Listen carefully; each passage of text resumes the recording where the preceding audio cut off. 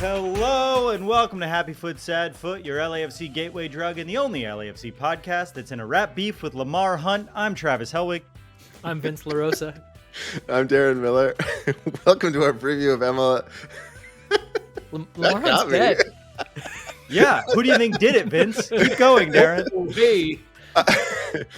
Welcome to our preview of LAFC's MLS match versus Vancouver Whitecaps on Saturday, May 11th at 7:30 p.m. at BMO Stadium. You can watch it on MLS Season Pass on Apple TV Plus, and we'll be live streaming our post-game call-in show 10 minutes after the final whistle at youtube.com/@HappyFootSadFoot. Later in this show, we'll answer some mailbag submissions, and of course, we'll look at storylines for the match, and we'll make some bets. But first, I gotta see if I can get my birthday to come up in casual conversation. It's time for listener-mandated banter. Guys, anything you want to ask me? When is your actual birthday? I'm guessing it's soon, but I don't know what day it is. It is Friday the 10th. So the 11th, the game against the Whitecaps will be the day following my birthday. What'd you get me, Vince? You will be too hungover to go to the Whitecaps game. My hope is no. My hope is that won't. I've only actually been to one home game this year. I've only seen them play once, and I'm like desperate to do it. It's just with family stuff and like travel and shit. It's been too hard to see him. What was the home game? What was the home game you saw? What was it? It was right after I got back. So it was in mid-February. I don't know. Or mid. Let me look it up. I don't remember. They haven't lost at home yet. So it was at least like a mildly okay time. It wasn't the Nashville game though, right? It might have been. Hold on. I feel like you would have remembered them scoring 5 goals. March 9th. Who did we play on March 9th? Was it Nashville? It's too early, I think. March 9th. Is that the 0-0 SKC? Oh, no. It might have been. Yeah, it was SKC. Not a bad game, but it was 0-0. Yeah, it was 0-0. Yeah, I remember I got drunk and was yelling about going to this game. But it was a fun game. I remember it was one of those games where I said, Vince is right. Ties can be fun. Yeah. Oh, yeah. Told you. You dork. I am a dork. So There's so many times where I've watched 0-0 games and been like, this is so much more exciting than like the 5-0 game. And people are like, shut up, nerd. I'm just picturing Vince as like with like a speech bubble that like your official character illustration is you saying ties are fun. 0-0 is my favorite score. And it has to explode out of me like the alien from Alien, because like I'm like, don't say it. Everyone already knows that you're a dork and you're a loser and that you care about stupid stuff. And then you're like, 0-0 games, that was pretty, for how things go, that was pretty good, huh? And people are like, You're like the kid who gets stuffed in a locker at soccer high school. You don't care about stupid stuff. You care about the correct stuff. But our fan base, or specifically our listeners, are emotional people. So we're not on the same page as you. Which is our fault. Yeah. Like how many trophies do you get for a 0-0 game, Vince? I'm like, well, I mean, if it goes to penalties and they're like, shut up. That technically gets recorded, also has a tie. It does. Yeah, whenever you went on penalties, and it's still a tie. That always fucking annoyed me. I know. I hated when I saw LAFC's record in the Open Cup, and it was like 8 wins, 3 losses, and a draw. And I was like, a draw? Oh, yeah. Against Houston, that's technically a draw, but it feels like it. I mean, it was a loss. Don't they? Is it in hockey? Maybe they add a point. They pretend you scored another goal because you won PKs or whatever. I don't know. That's because hockey's the sport in America where they're like, hey, look at us, we did something different. People are like, we still don't care. Yeah, I feel like hockey's been on a steady decline, very slowly but surely for my entire life. Except for right now, playoff hockey is fun. It's worse. Its regular season is much worse than basketball, which we all say about basketball. It's not worth watching until the playoffs as well. Well, that's why the in-season tournament. We all love the in-season tournament. Oh my God, the in-season tournament. The Lamar Hunt in-season tournament. They did such a fantastic job with the in-season tournament. Everyone's raving about it. They are finally changing the name to the NBA Cup next year. It's not called the in-season tournament. It's the Lamar Hunt NBA Cup. Lamar Hunt NBA Cup, founded by Lamar Hunt. The estate of Lamar Hunt. It's probably going to have a sponsor too. I will say, just for people listening, we are recording this before the U.S. Open Cup game. So if we lost like 100-0 to Las Vegas Lights, you're not going to get that energy. Yeah, sorry. These guys are just joking around. Wow, what a great and or terrible game. Yeah. Carlos Vela shot Denny Bouanga, and they're not talking about it. Wait, Darren, you're going to edit this, or you're going to put it out tomorrow, or you're going to put it out after the Open Cup game? After the Open Cup game. So should we, like, Travis, should you do like oh fuck, we suck, or like that wasn't too bad, and then That's Darren, funny. you can pick one of put them? some wilds. So I'm going to record 2 things right now. When you're listening, you're only going to hear one of the things that I recorded, okay? Wow, that was an incredible game out in Las Vegas. Who could believe that my favorite player did that incredible thing? It was such a fun time to watch that player do the thing with his feet and or head and or chest and or thighs. And that was truly incredible. What a win for the boys in black and gold. Ooh, okay. Yeah, I just want to say that was a rough match. I think we all, I think it was all talked about in the postgame. We don't need to get into it anymore. Let's try to wash our hands. But when my least favorite player on the team did the thing that we all knew they were probably going to do and really just blew the game wide open for us, it was a rough time. But I hope everyone had fun in Las Vegas. They stayed safe and didn't die in the earthquake that happened while everyone was there.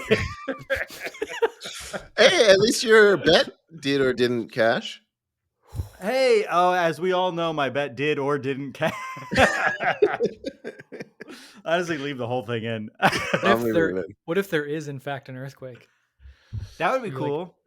Wait. Finally, something to cut. All right. We talked about the incredible and or terrible game in Las Vegas. Why don't we start the show, Darren? All right. Well, I'm what I'm now calling a business casual LAFC fan. I take my fandom very seriously, and I'll watch every match, even the U.S. Open Cup ones, and even go to any that I can. But look, there's a line. I'm not wearing slacks. I'm not wearing a tie. I'm not obsessing over every transfer rumor, injury report, and advanced stat that shows why actually Sergi Valencia should clearly be starting more often given his expected assisted goals per 90 minutes numbers. I just don't have the time, and I have so many other very cool and impressive things going on in my life that show how normal and well-rounded I am. Like recreational house hunting for houses I'll never be able to afford. And sandwiches. I love sandwiches.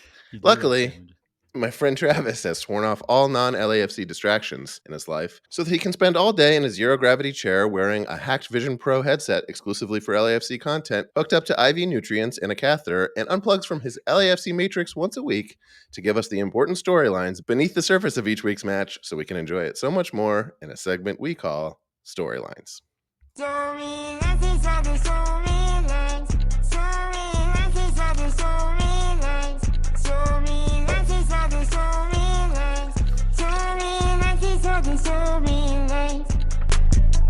Darren, these keep getting better and better. I hope you know. Oh my God. Thank you.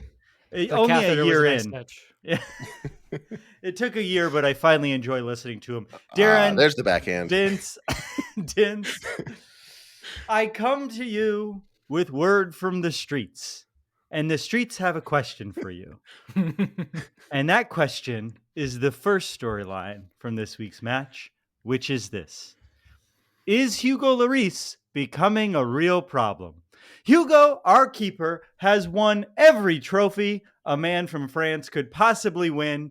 And early on in the season, we were ecstatic about the old guy's confidence and distribution. We were praising just how steady he looked on the back line. But at recent weeks, fans have watched with unease as that steadiness seems to maybe be just him standing in one place. Now, I am a goalkeeper defender. I do think we blame them way too often for mistakes that happen early on in the play that the goalkeeper never had a chance to save. When a defenseman makes a mistake, we usually forgive and forget, but when a goalkeeper does, it results in a goal, and so it's harder to overlook. However, Hugo or whatever you want to call him does have a tendency to just sort of watch when he knows he can't get there. And a lot of this conversation is around the fact that that's not very pleasant to see. It seems like he doesn't care. And this is not only has it been a rough couple weeks for the guy and the way it looks when he's playing. There's a chart going around Twitter that I think is causing a lot of this. It's from The Athletic, which maps the best shot stoppers in the league up until this point. And you guys know what our goalkeeper was ranked as on that list? Number 1, baby. Yeah, he's He's number 1, right? He's the number 1 worst shot stopper in the league. Ranked 29th is Hugo Lloris. He has the most points, 29 points. Yeah, he's got the most goals. He's last with a negative 2.9 goals stopped and a 0.8 goal prevent rate. 2 stats. Everyone who shared that chart have no idea what they mean. And to add insult to injury, the players we dropped this summer, our old friends John McCarthy and Max Crepeau, are number 5 and number 16, respectively. Now, I missed Saturday's game, but I saw quite a few tweets about our goalkeeper. What can you tell me about Hugo's performance and why our fan base is so upset? Well, they just really want to see him dive. I don't even know if they want to see him stop it. They just really want to see him dive. They just want him to care, because the only way that we can tell that any of these players care is if they fall and or sweat or yell, scream and yell. They want theater. And that's true. I mean that with all sincerity. and I mean that, like, I'm a little sick of it, to be honest, but if that's what you want, then that's what you want. I thought about this on the post game. I mean, I'll say this. So somebody, I can't remember who it is, and I apologize now on Twitter, but somebody on Twitter wrote, after I was like, look, the numbers, and we can get into how those numbers are calculated, but I go, these numbers are still like, they're not perfect. Like they're cool, and they are kind of nice that they're a way to kind of rate goalkeepers, but they're not perfect. And somebody wrote, yeah, if the 7th best goalkeeper on the list has actually given up the same or more goals than Hugo, which is Tim Melia, and has, then I think these numbers are kind of weird. And I'm like, yeah, he's given up the actual same amount of goals. So regardless of how many Tim Melia saved, like, is he a better goalkeeper? Now, the numbers are kind of cool because when we talk about XG is basically it's an average taken over the span of like thousands of games of, like, if a player gets to this point and takes a shot, whether it's with their right foot or head, at this angle, this distance from goal, the likelihood of it going in is this. So it's basically a location base. It's actually pre-shot in some ways. The goalkeeper metric is post-shot. So they do have a metric now where they say, okay, if the ball is angled into the top corner, the percentage that's saved by a goalkeeper, even if he's like standing there, is probably low. So it raises up. So a lot of times you'll see a shot is maybe XG of 0.10, but Bawanga hit it and he hit it to the top corner. So that went from an XG of 0.10 to an XG of, let's say, 0.25. So because Denny Bwanga's skillful. Now goalkeepers, they then will subtract the actual goal scored from that, and that's how you get that number. So basically, Hugo is not saving those extra added numbers. So they're shots that are conceivably savable, but only by the metric of they've kind of put it together where it is in the angle and the height in the net, and historically, if those shots have gone in. That's all, though. There's not much more you could tell from that. And so if you want to go back to this past week's match, what post-shot XG doesn't tell you about that first goal is that Murillo lost his man on a corner kick, and maybe Hugo Lloris is not expecting the ball to go in that side, and that's why he's not diving. So even though that post shot, I think that post shot XG actually came to 0.20, which is pretty high for a header on a set piece. Normally headers are lower XG. That's what you see, less headers go in. So they kind of quantify for that. But that's why the numbers aren't perfect. They're cool. And I do think that there's something to be taken into consideration, but they're not perfect. I think you still need to do a lot of the eye test with goalkeepers. The amount you knew about those numbers is wild. When I asked that question, I did not think you would be able to rattle that much bullshit. I mean, not bullshit, just like you knew so much. Truly impressive. Why are you doing this with us? Mean, this is what Vince does anytime he answers a question, but for something like this, it was less expected. Thank you. I don't know. That was really good. It's cool to me because I do think as you're much as nerd, that's why I am a nerd. You dork.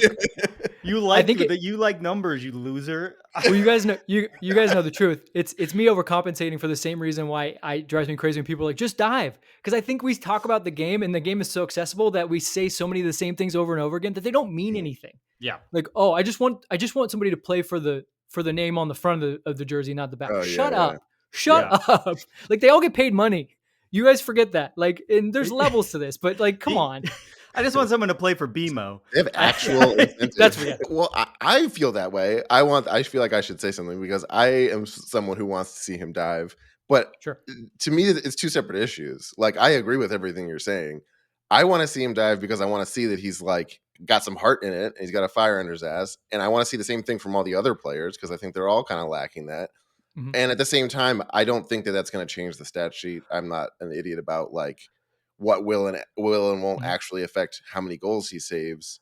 That chart didn't bother me. Like, I think it's so much more situation based. Like, I've seen all of the goals he's let up, and like the defense let them up before the ball crossed the line. Yeah. And I think the thing that is also making this much more difficult is we had an emotional connection to the two guys that left this summer. Of course, we love them. And before we had those two guys, our goalkeeping was shaky. And so giving up two guys that we know and trusted and won us a cup for a guy who maybe eye test wise is not putting as much heart in as the guy who shattered his leg for the team. I understand why people might be going like, fuck this guy. He clearly doesn't care about it. Yeah, now, they both had very hard on your sleeve styles. Yeah, sure. And there is real concerns about some of Hugo's playing. Like, I would say this. I went back, so I did go back and kind of watch all the goals that he's conceded. My take on it is where I'm most worried about him is in the instances where he has to trust himself to be quicker than the attacker or quicker than the defender. So he doesn't seem to be very confident about coming far out of his net, which, you know, one of the reasons why they love Max is because Max sprinted off the line, you know, got to the ball first and was willing to put his body on the line. So again, that's the emotional connection. But yeah, that is a real concern. But the flip side of it is like, think of the amount of saves he's made where he's just been a pure shot stopper. Where like all of a sudden you're like, oh fuck, we're fucked right here. And all of a sudden Hugo tips it over the bar. I can think of a couple against Portland. I remember at the very end of the game against Red Bull, he was in there to make saves. So like he's still doing some good things. But yeah, the concern for me would be more so on those type of goals, which the second goal, I guess, kind of comes in that category. He looked a little awkward and slow. Although, look, you go 1v1 with a goalkeeper and the attacker's got the advantage in that. But he definitely looked a little bit slow in that one. I would be more concerned about those type of goals than goals in which like he's wrong-footed because a defender makes a mistake on a set piece. And to Darren and your point, Travis, like if we want to stop goals, we shouldn't be worried about we shouldn't be worried, but we should be also thinking about how we can be proactive and not even getting to our goalkeeper. Like that's actually the whole reason why these metrics are made is because a lot of times you get a goalkeeper that plays for Real Madrid and you go, is this guy actually good? And you don't know because Real Madrid is so good in front of him. So they have to base it off like his pure shot stopping numbers. And they do it from these kind of snapshot numbers. That's nice for agents, I guess. And for guys like that can kind of use those for their advantage to say like, look, I am in fact good. It's not just the guys in front of me, but it's MLS. Like there's going to be mistakes. So we need to clean up. LAFC is clearly mistake prone. And that's what we've seen more than anything. Cause I truly do believe this is a pretty good team, but they lost a lot of institutional knowledge and as a result, seem to not be in the right places at the right times in a lot of instances. And something, I think that's really smart what you just said. And I think that's probably the actual right answer to this. I think something that we also, if you told me the week after we lost to the Columbus Crew, we're going to lose Max and John. We're going to sign a World Cup winning goalkeeper. He's going to be a little bit worse than Max and John, but he's going to bring his friend Olivier Giroud in the middle of the summer. I would go, yeah, that sounds pretty good to me. Like in a void, knowing that he probably had a good amount to do, not a good amount, but at least had something to do with his old friend coming to play with him over here. I'm not saying you should sign people because they're friends with really good players, but you know, that is something to keep in mind with this. He's making the team better. He's making the team known amongst cool people as well. We haven't seen the US Open Cup game yet. We don't know if Romero started. I have a feeling our boy Romero did. And who knows? As we all know, he did either really good or really bad. We'll see. And we don't have to even talk about how he did because everyone already knows. Because everyone watches the Open Cup. Yeah. He had that one save, right? Yeah, he really had. And that one save that was either great or bad. I can't wait till you have to edit out when he has 0 saves. Oh my God. But they still win. But you have to go back and be like, God damn. Yeah, it was. It will be fun to see. Lamar Hunt Open Cup. No one knows how to watch it. And so like 15 minutes in, everyone's like, how do I find it again? It can't be watched on Apple TV. I got to watch it on my phone. Whatever. Okay, let's keep moving. So with Saturday's horrible loss to our deep rivals in San Jose, rivals we've always had and have cared about for a long time, I think a pattern is occurring that we need to speak on, which brings us to our second storyline of the week, which is this. Is every home game now a must-win game? So far this season on the road, we have 0 wins, 1 draw, and 4 losses. That is truly horrific. And the only thing keeping us in playoff contention is the fact that our home record is almost the same, but flipped. 4 wins, 2 draws, and 0 losses. There couldn't be a bigger disparity. 0 wins on the road, 0 losses at home. So if we assume we're going to continue to be a rough team on the road, every single time we play at home becomes so important to get those 3 points because we expect to drop 3 points the next week. Vince, is there any way a team can get better playing on the road? Or is it like, why does this, I know obviously the travel portion of it, but is there anything beyond the travel portion of it that makes a team worse on the road? The crowd matters. I think this past week's game was one of those rare games where, look, anytime you give up a goal, especially a set piece goal in the first 5 minutes of the game, you've basically put that game much farther out of reach than even if you were at home. Like, the level of this league, the parity of this league already puts it to where these teams are so close. And then the team already goes up and you're on the road. Like, you're now having the margins are so fine. And what we saw was like, look, LAFC gave up that goal, and I thought that San Jose deservedly was the winner of the game. But there was times where LAFC had chances. I mean, Bouanga a couple minutes later could have made it 1-1, right? But they don't. And then they get to halftime, and you're like, all right, it's still 1, but they still have to press forward, and they're pushing forward. And literally, and I wrote about it in my Substack, Bouanga has a chance to play in Sergi Palencia, and they probably can create a pretty good goal opportunity. They lose that ball. They're able to win it back, but then give it away real quick. And then it's immediately a counterattack because you have everyone forward because you got to get that goal. And so you can't be giving up early goals, but you're right. When you're on the road, it's just like you've already got things stacked up against you. You can't then make stupid mistakes. And really the way this team can get better, I think in all areas, whether home or away, is like it's focus. Right now, there's just these kind of weird errors that are coming in. And that goes down to kind of what you're saying, though, is like, when you're losing games on the road, now you're like, oh God, we got to be so perfect that you end up making a different mistake somewhere else, or you're just not focused in the right areas. And I think they need to, I don't know, it's got to be some veteran leadership that's kind of like, guys, look, we can handle mistakes if we all play for each other and we're all there for each other. But if it's when someone goes off and goes rogue and makes a mistake and no one's there to cover them, then we're in trouble. We have to stop doing stuff like that. Now, I think we're obviously a podcast that defends Steve Cherundolo and kind of bats away people talking about changing tactics and stuff like that. I think we're all on the same page. But I do think it is, we're a quarter of the way into the season. I think it's valid to say it does fall on Steve that the team hasn't yet figured out their identity. They haven't been able to gel as a unit. And some of that focus needs to be instilled upon the team, or there needs to be new ways to get them to figure out what the identity of this team is. And if the players can't do it themselves, there is a world in which we have to say, like, how can the coaches and the leadership of the team help them or hold their hand as they get there? Because it's clear that the team is not feeling themselves at the moment, even though they had a good week. Like, the tactic conversation is stupid. We talk about it all the time, but I do think part of coaching is rallying the team behind an identity, and obviously something's not clicking. I think it's stupid when there's no context. Like when people just say to me, change the tactics, and I go, okay, I'm listening. What do you want? Yeah. And they don't have anything. They just say, there's just something needs to change. Then I'm like, okay. And I think I would tweak what you said a little bit there. It's not that they haven't gelled. They're not executing. Like they know that they're becoming a more possession oriented team, and possession is a difficult thing to do. There's a reason why, the best teams in the world play a possession-based style, because they have the talent and the ability to do that. Now, LAFC has some talent, but they're so, they have a lot of things that are geared towards transition. But like we all saw last year, like it's funny to me when people say change the tactics, and then they're like, we're doing the same thing we did last year. I'm like, no, we're not. Last year was kick the ball forward, Bouanga, run onto it and score. This year is Bouanga, you're going to have to find ways to combine and make mini transition moments and do things in possession to then get out and run. And so that's harder to do.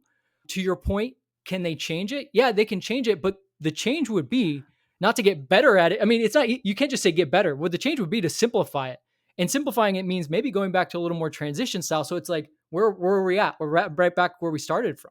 Yeah, and I'm not saying we should change the tactics. I'm saying I do think if the team can't yet figure out who they are or execute properly, that does fall on the coach a little bit. I'm not saying that the players aren't to blame for a lot of this.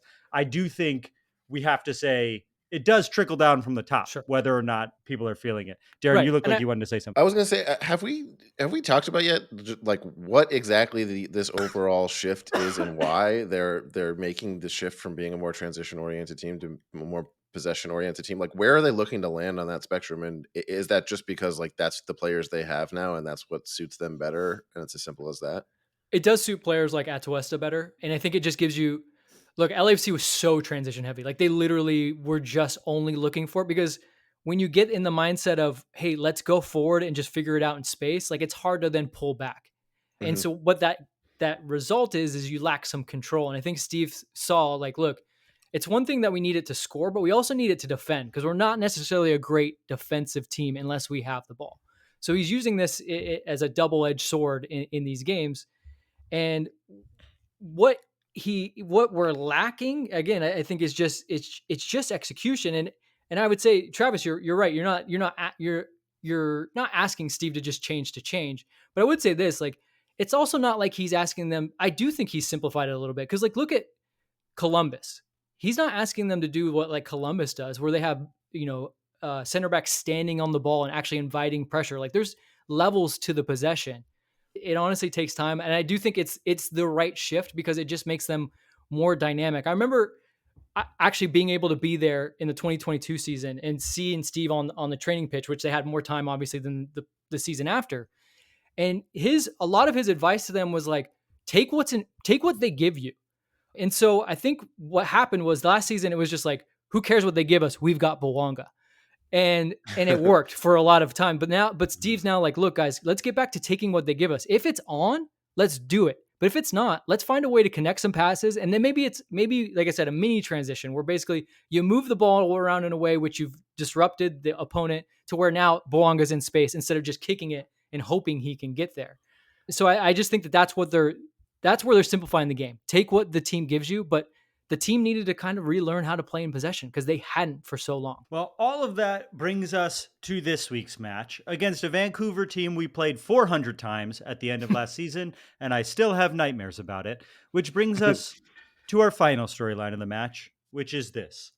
Will Vanni Sartini pretend to blow Steve Cherundolo again? As I'm sure we all remember from last year, after beating Vancouver in the MLS playoffs, coach of the Whitecaps, Vanni Sartini, was caught on camera dropping to his knees and pretending to suck the dick of LAFC coach Steve Cherundolo. It was one of the wildest things to ever happen on a Major League Soccer pitch, and we all sort of pretend like it didn't happen. No one talked about it. We don't know why Vanni did this. You're the first person to say anything. We don't know if he has sucked a dick before or if this was his first attempt. However, Vanni Sartini attempting to suck the dick of our coach on camera was something I will never, ever, ever forget. Vanni Sartini. Sorry, what were you going to say? I was going to say, do you know what's even crazier is, do you know why we don't really talk about it? Because after the game, he then casually referenced that the referee might be dead, and if he's dead, he might be the murder suspect. I was about to say, Vanni Sartini, who we started calling Mr. Bean, I think we played him so often last year, also threatened to murder a referee after the game as well, which is just an incredible run from a coach who then came back and really didn't have any problems from it. He was forced to apologize for threatening to murder a ref, which obviously you can't do. But the sucking dick of our coach is he doing it? Is he doing it because he's impressed by it? Is he making fun of how not impressed he is, and he's doing what the media does? The point of sucking the dick never made sense to me. Are they friends? And if we lose, will Steve Cherundolo do it back as a sort of gentleman's agreement? Like, well, we figured it out. Darren, first question. Why do you think Vanni Sartini pretended to suck Steve Cherundolo's dick? You're making me question it, but I think originally I thought it was like, gotta hand it to you. You really beat us, like a we're not worthy sort of thing. Like I gotta tip my cap to you. I gotta suck that very dick. aggressively. You're so good. No, you're saying. I think what you're saying makes a lot of sense for him to be like, this is what the refs were doing. Like the refs were just handing you the game. That's actually where I kind of fell on the spectrum when it happened. I thought that's what it was. Actually, I that's the first time I've heard that. I thought he was just like, "You're so good, Steve." I just like, and I don't know I honestly don't know what's more bizarre. Like which choice, which reasoning, which motive is more bizarre. If you're listening to this and you are in one of the press briefings with Dolo or Vanni Sartini, I will personally Venmo you $500 if you ask them what that moment was like to one of the. Yeah, I'm just asking a journalist. I'm giving a journalist a tip. If you ask them what it was like in that moment and why it happened and what their interactions was like the fact that no one has asked them. Same $500 if they know what happened to Bruce Arena. Don't let us forget that. This is why people don't trust the media. This is why people don't trust the media. No one's asking him about sucking the other coach's dick on camera.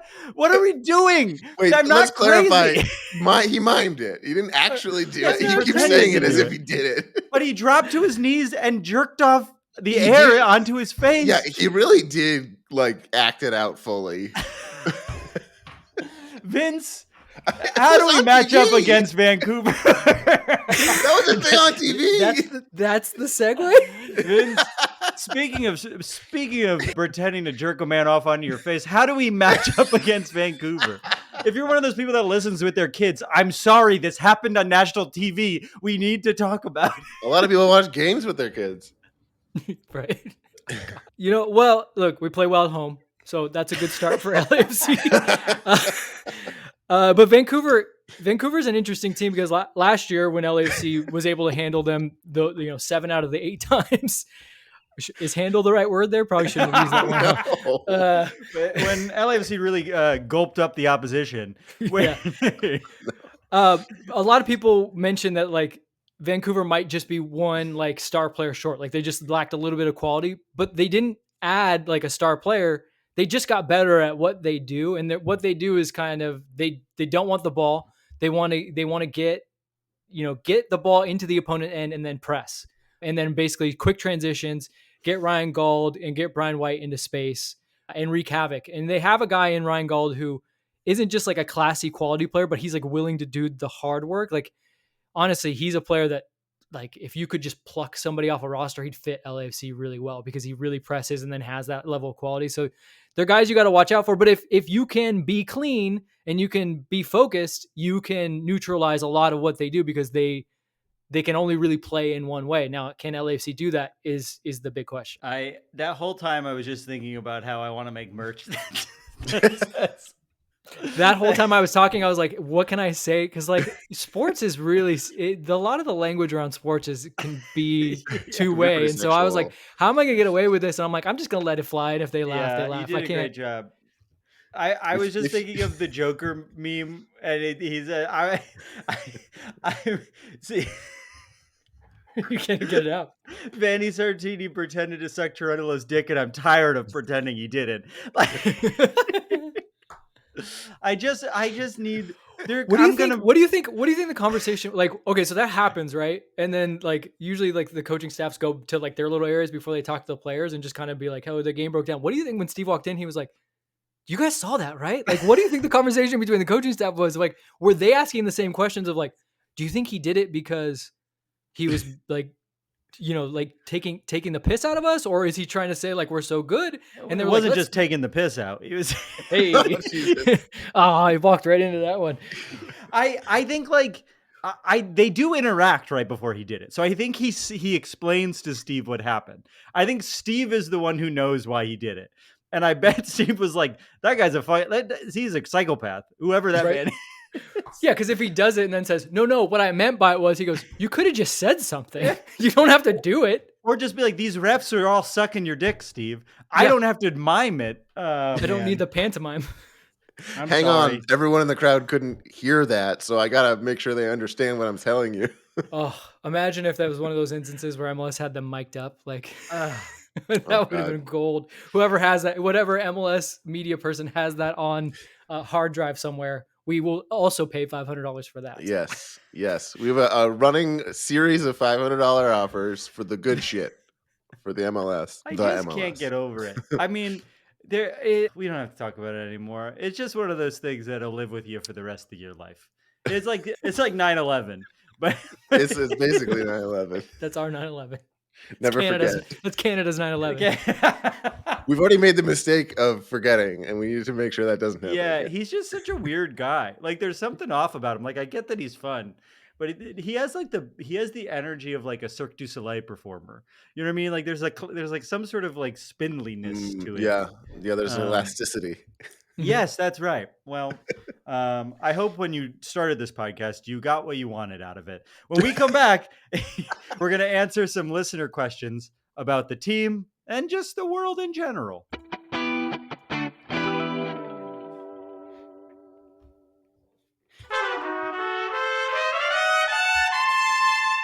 And we're back. We're about a third of the way through the season at this point, and I can't believe I'm saying this, but it's already more of a roller coaster than last season.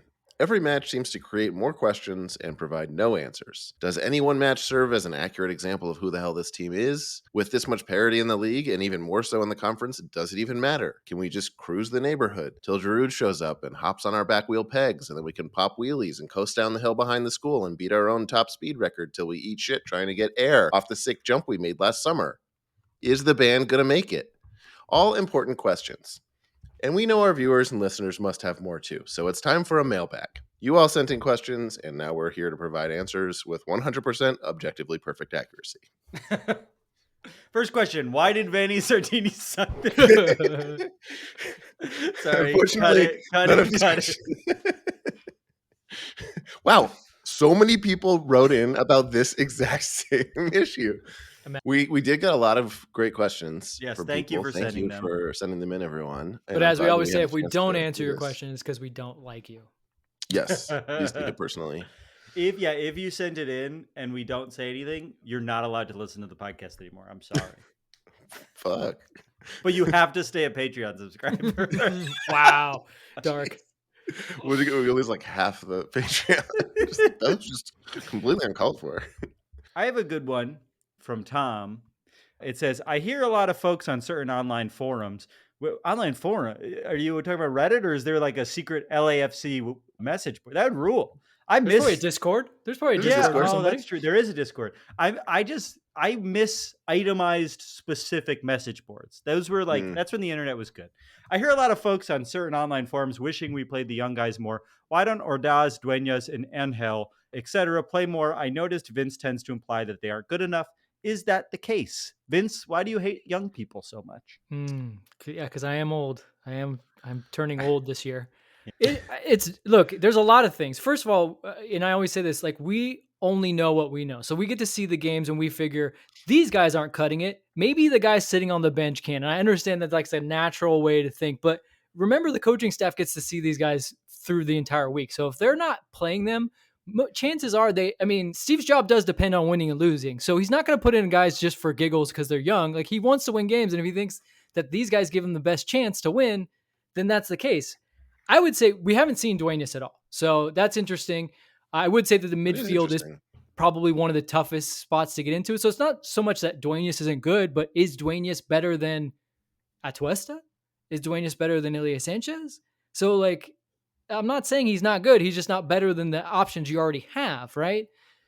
But we have seen some of Ordaz, and I haven't been too impressed with what I've seen of him this year. I think he is not quite doing the things that we liked about him last season. Like, Luis Mueller comes in, and he looks like he fits right in, and obviously he got a contract out of it. But in that same game, Ordaz came in, I think, 10 minutes earlier. And I think I mentioned this to you, Darren, at the post game. I was like, look, it seemed like he had happy feet. He was never ready for the ball to come to his feet. Like, he still did the things you want him to do, a young guy to do, chase balls, play for the badge, like everybody loves seeing a guy do, but like, he just didn't have the quality. And like, in a team like LAFC, is like, it's one thing to be young and like, it's nice to maybe have a homegrown come through, but like, if you're not at least of the quality of the players already on the field, then you're not going to see the field. And I think that those guys, they just haven't done it, although they're options late in games. But in terms of like giving them a start, no, it doesn't make sense. I think there's a feeling of like wanting to play these guys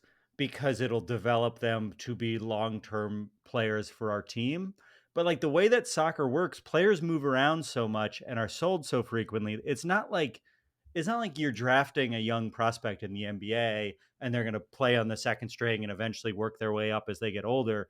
It's like you sort of know pretty early on whether or not someone is a star. And I think that is true on other teams. They might be able to work up and into the rotation more frequently, but we can draw talent because we're Los Angeles.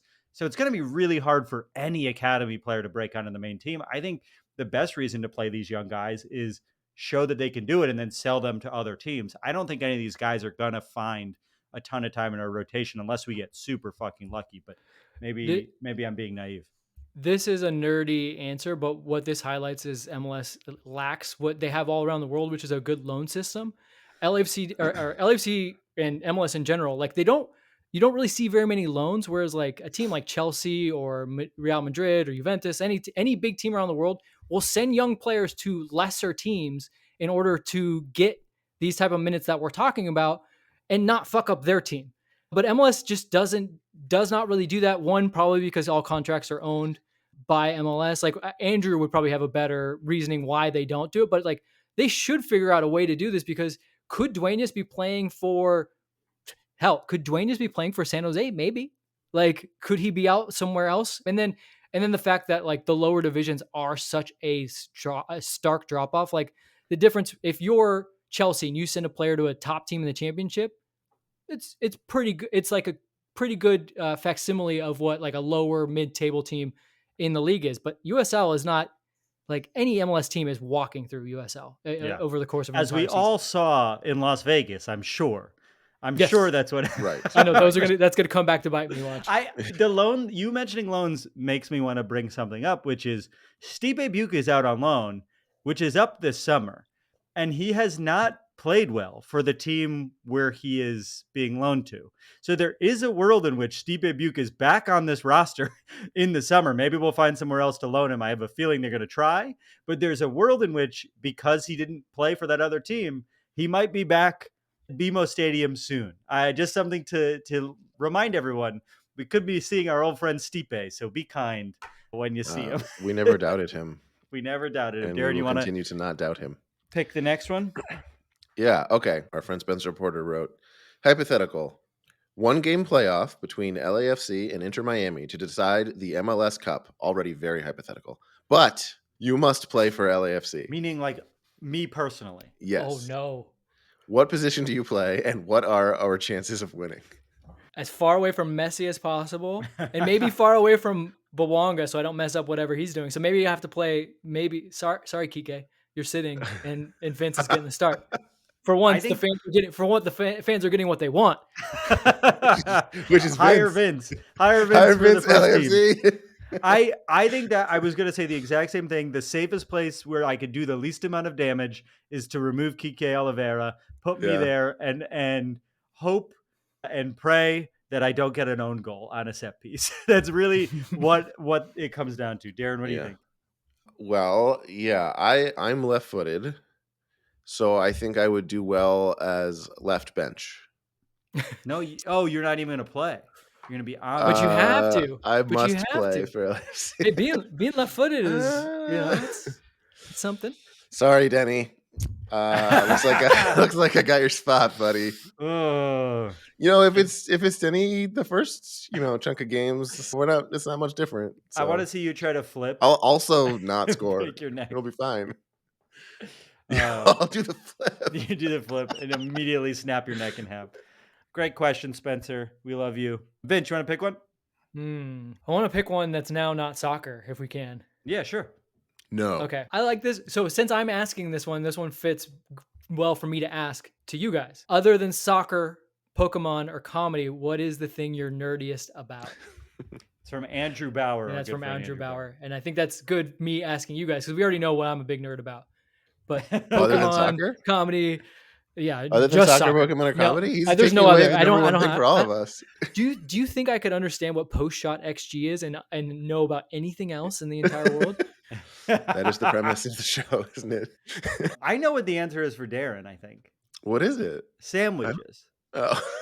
Talk about sandwiches. You mentioned it, and you do love sandwiches. I do love sandwiches. At this point, it's kind of more of a joke than a thing, but it's definitely still true. I do love sandwiches in a way that is unusual, I guess. I don't know. That I can be pretty nerdy about it. I think it's in a space where like it's a little weirder to be nerdy about it. So it's like you don't have to be that nerdy for it to be like you're making a sandwich to see what's in the fridge, and it's like, okay buddy, that's enough. You don't have to like make this such a big deal. You don't have to get like 5 condiments out. That okay buddy is where you know that he just took it up a level. That's where you know Darren's like he's got hot takes on sandwiches. All right, pal. We don't have time for them, but they're awesome. That's because like I wouldn't say I'm a foodie. Like I'm not into food in general the way you're that, a Sandy. Or it's just sandwiches. Or a witchy. You a witchy. Oh, you call that a Reuben? Sure, Chief. Yeah. All right, buddy. Oh, I'm talking about people saying okay buddy to me, but that is also an attitude I have about Reubens in particular. I'm very precious about Reubens. Even stuttered? Sorry. All Reubens. Wow. Stupidest American treasure, and he's not to be messed with. An American Idol, like, is it season 1? Is Reuben from season 1? Yeah, it was season 1. Yeah. He lost. Wow. Right? Or no, he won. No, yeah, he beat Kelly Clarkson. Didn't Kelly Clarkson lose? But she became the bigger. But she became a big celebrity. I believe he beat Kelly Clarkson. Wow. Which kind of defeated the entire premise, and there should have been no American Idol after that. Really, but what Travis's thing is. Yeah, Idol. I was trying to think about it. I'm like, TRL.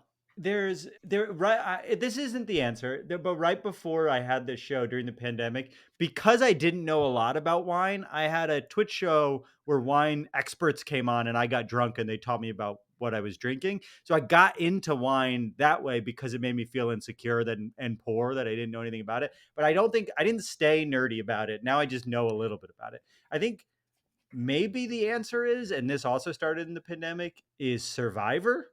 I got really into Survivor during the pandemic and watched most of the seasons, and I like have multiple group chats about it. I'm trying to think if there's other stuff like multiple group chats is a good litmus test. I love the Knicks. Yeah, I don't like to have any group chats.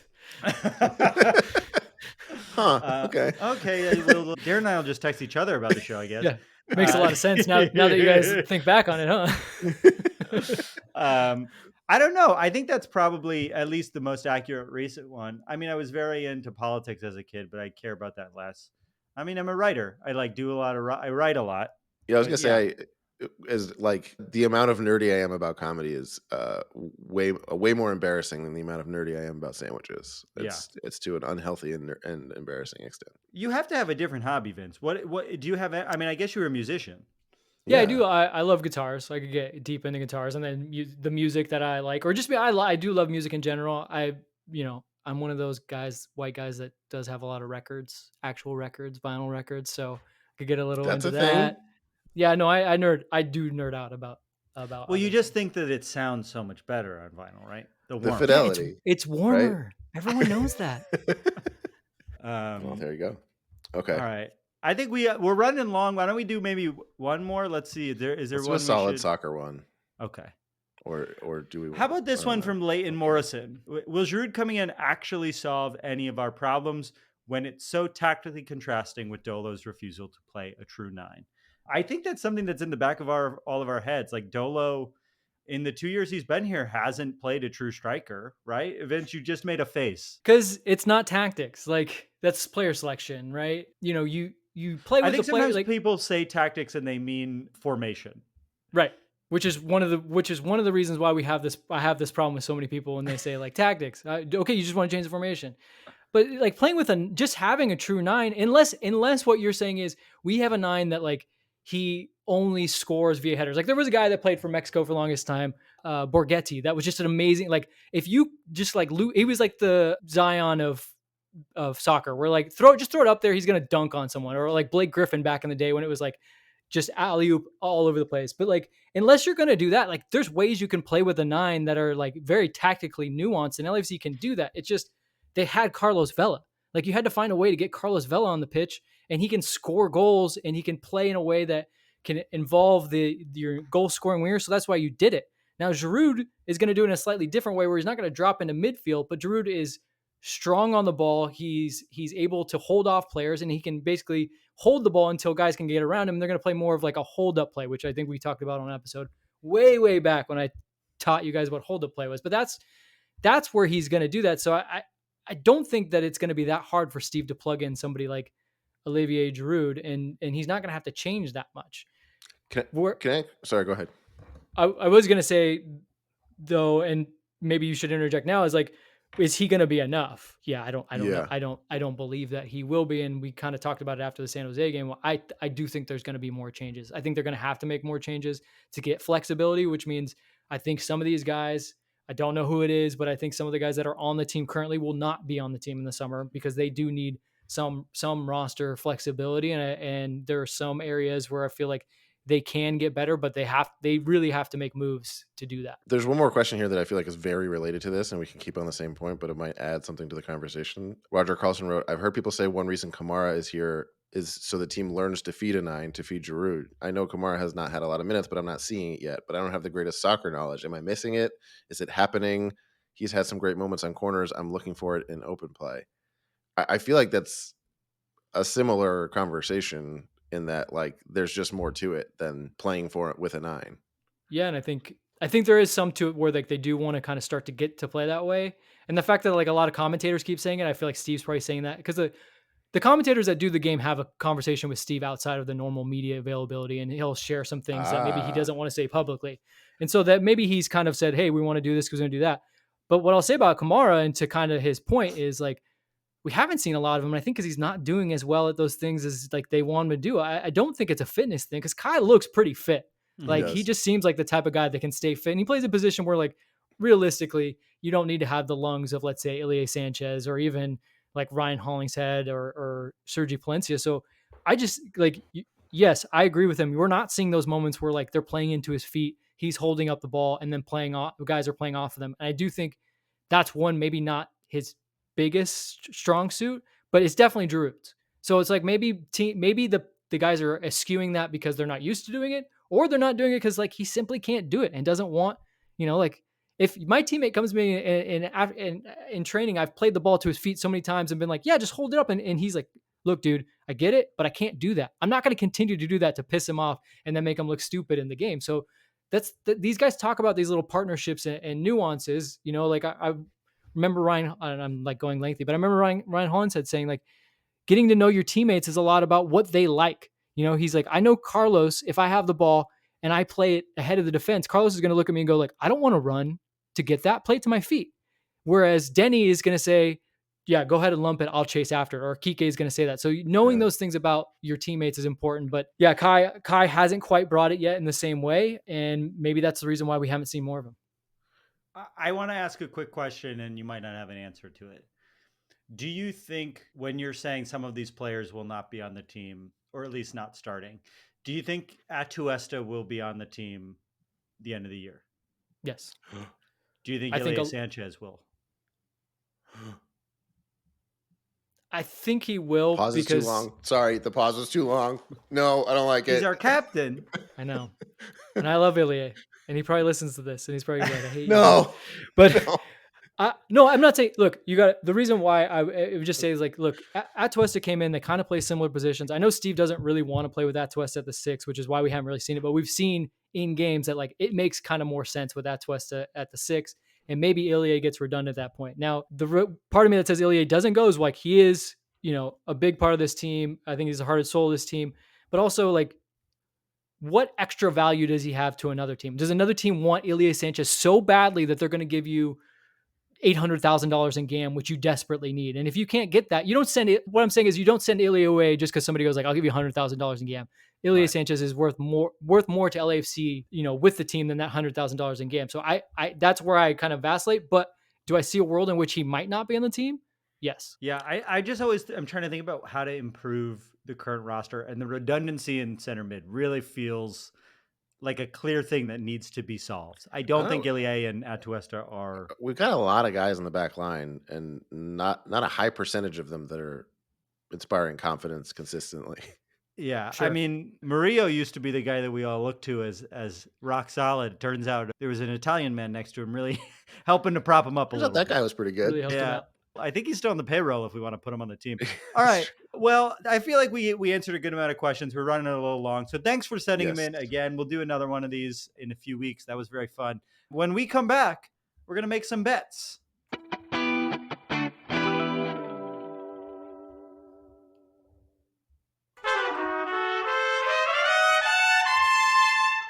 Really hit that high note this time. And we're back. Now it's time for a segment called Bet It and Forget It. Bet it and forget it. Every week, we end the show with a bet for this week's game. We make an outlandish prediction, something that almost definitely will not happen, but could. Each week, Travis and I put up $5. If no one hits, the money rolls over to the next week. Eventually, by the time someone's weird prediction comes true, they might win a good chunk of change. None of our bets cashed last week. Travis was off making different bets. So our bet pool for this week is now none of those cashed either. Don't worry. Oh, no. Although I bet on the Wolves to win game 1 against the Nuggets, and I won money on that. Oh, hell that yeah. Cool. I just resisted the urge to start talking about basketball. Our bet pool for this week is $110. That is a lot of money. What do you guys got? What's going on? What's going to happen? I have a bet that I'm very confident in, and I'm not just thinking of it right now. It's something I've thought of. Wow, in my back pocket, and I'm not stalling as I figure out what it is. Does it involve any miming? And can it not? I was about to. Okay, well, now I have to think of it. Thanks a lot. I was going to say either Vanni Sartini or Steve Cherundolo will be fined for something that occurs in the game or during the post game. There will be a fine, I'm going to widen it out because this never happens. There will be a fine levied on a player or a coach of either team based on something that happens in the Vancouver LAFC game. I think that's fair. Yeah. Does that count for accumulation? Doesn't count. Is that what you're going to say? Yeah, I was going to ask. Like, if you get red carded, you do get fined. No matter that what doesn't you do. count. It's got to be like a disciplinary fine that is like out of the norm, above and beyond what. Yes. Like, okay. So it would be like the way he was fined for threatening to murder a referee. Something, but not like fined for fined and suspended. Still one of the crazier things. But I'm very. Do you think he did that because he was like, if I got to cover up for what I did on the field? Kind of. I feel like it was kind of a Trump move, right? Right? Was it? Like, was it the same? This thing is so crazy, you won't notice this other thing. Yeah, because he was suspended. He was suspended the following season, the start of the following season. Something we'll never forget. All right, well, that's my bet. Okay, I have a bet this week. So this is Mother's Day weekend, you might call it. So my bet is that there will be sometime between now and Mother's Day, there will be some kind of LAFC video relevant to Mother's Day with players talking about Mother's Day. This is going to happen. Hold on. And yeah, this is Media Playbook 101. One of the players featured in that video, and if it's not outlandish enough, it will be two of the players featured in that video will score. Okay. One is, let's say part two. of me is like it's maybe not outlandish enough because you would think that the players that are featured are going to be like the household names, and Sure. so like, and then it's like if someone does score, it's probably also going to be one of the household names. So it's like if they do a video and if they score, it's probably going to hit. You would think. I don't know. So we could do two. Okay. We could do at least a goal and or assist from two people. I don't know. What do you think, Vince? You work for the media team there. That's fine. I mean, like a lot of guys will be in that video because it's always like a couple guys will talk, but then everyone will be like, "I love you, Mom." Like just a quick shout out. Okay, it's got to be. Yeah, they have to talk for a minimum of like 2 sentences. I'm just saying. I would go with 2 guys just to be because like one guy is not because like for sure Bouanga is gonna say, "I love you, Mom." Like you're not gonna not get Bouanga saying. saying Je mom. How do you say mom in French? La mère. Do they have Mother's Day in France? Yeah. J'adore la mère. They do. I can't remember. I think in Europe or maybe it's in Spain. I think it was like this past week. Like Mother's Day was earlier or something, but they do definitely have it in Europe. I think in Mexico it's always May 10th. I believe that's the case. Or maybe it's not. Okay, I think it's Mexico. There's a consistent day, whereas in America it's always that Sunday. Like a rotating. Yeah, it's always the second Sunday in May. Oh, cool. Yeah. Wait, did we settle on a goal? 2 players score? Two goals. Two players score. 2 players score a goal. Okay. Yeah. I will say Mother's Day was always great being in the media team because it was just a slam dunk. You knew what you were going to do. Like, hey, we're going to ask guys about their moms. And they were like literally like, yeah, I'd love to talk about my mom. Because again, usually usually your mom is the one that has woken up early or driven far or, taken you to many soccer practices. So that's usually a pretty slam dunk. Mine is usually the person who put on the soccer podcast where they talk about the coach sucking the other coach's dick. Hey. Thanks, Mom. Thanks, Mom. I was scarred for life by these 30-year-old men. That was a good time to mention my mom. I think my mom does listen to this podcast. Hi, Mom. Mine as well. And it's my mom sometimes in the post game when everyone just throws rocks at me. I don't think my mom knows what a podcast is. Mom, if you got She's been this on far the podcast, she was on it. I still don't think she understands it. That's right. fair. Well, fair. She's great. We love you, Mom, if you're listening. My bet's going to be something that Darren went for before, but I'm going to only use it just because it's so pertinent to this week. And he might not have a good game, but Olivier Giroud, Hugo Lloris will save a penalty. He might give up 3 other goals, but he's saving a penalty, baby. I thought you were going to say assist. I thought you were going to say he gets that and assist are my 2 favorites. You know what? If that's that actually hits. Oh my god! If that hits, I'm gonna be so upset. if you made it this far, here's one more nugget for all you Lloris fans that he's not doing well. He's been shit with the ball at his feet since like the first game. Like he was very good, and we were all like, "Wow, this is such a weapon." And then has been like, there's been times where he's come out, and I'm like, he doesn't know what he's doing. It's weird. Well, we shall see. This was a long one for Vancouver. I can't believe we made it. We hate this talking far. about Vancouver. There's a lot of soccer in this one, but also a lot of comedy. A lot of Thank you, not Vanni soccer. Sartini. I actually think we did it. We struck a good balance. Thank you for listening. That's our show. Our theme music is done by the insane team of James Valentine, Nate Walcott, and Louis Palmer. You can subscribe to our YouTube channel where all episodes and clips are available in video form at youtube.com/@happyfootsadfoot. Please review us wherever you listen, and you can follow us on social media. And if you made it this far in the episode, chances are you're enjoying the show. And if that's true and you want to show your support, please consider becoming a friend of the foot at patreon.com/happyfootsadfoot, or pick up some Pafo, pick up some Bafo Safo inspired merch. Pick up some from Chumbawamba inspired merch by going to happyfootsadfootpod.com. Any support really goes a long way to keeping the show going and the community growing. Again, those scarves are flying off the shelves. If you're a Patreon subscriber and you want one, I suggest go in for it soon. Thanks again, and we'll see you, BMO baby. I love you. Bye. I love you. Bye. I'm definitely not saying it after last game. They were really mean to me. I gotta say, I didn't see the comments, but you were defensive right off the bat. I was. There was a lot going on. And in of the all chat, people, Travis. Jeff Talk had to show up and like save the day Jeff for Talk me. defended him. Jeff Talk, who hasn't been showing up because we've been bad and it's less fun. But then we were really bad, and he was like, "Now I'm coming on."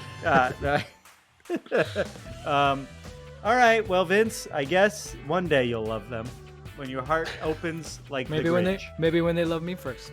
Wow. That's the kind of person I am. Yeah. I love you. Bye. I love you unconditionally. Yeah, you can be mean to me and I still love you. Whatever show offs. You can abuse me and my heart is open.